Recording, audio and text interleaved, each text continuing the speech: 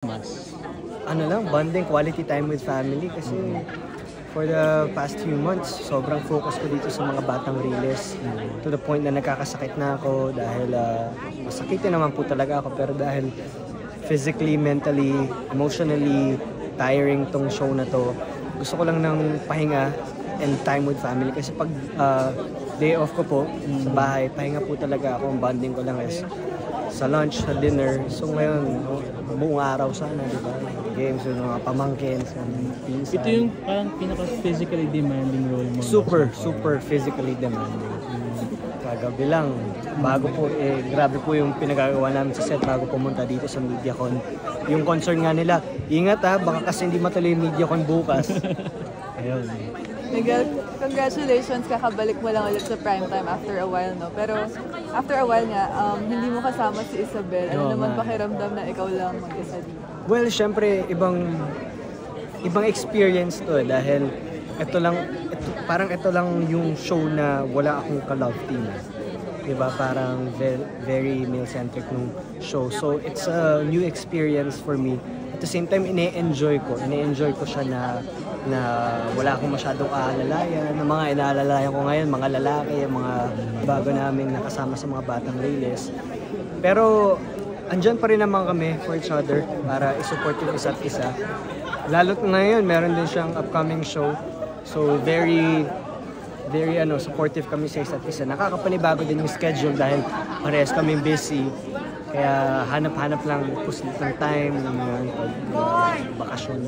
Kahit na sinabi mo, ine-enjoy mo siya, may times ba na parang nape-pressure ka ba or kinakabahan ka since this is something new na? Siguro, in terms of walang kasamang love team, hindi ako masyadong kinakabahan. Mas na-excite ako. Lagi akong ganun Lagi akong excited ako sa mga bagong things na dadating sa buhay. Ano naman reaction ni Isabel nung nalaman niyang may ganito kang exciting na teleserye? Sobrang excited siya.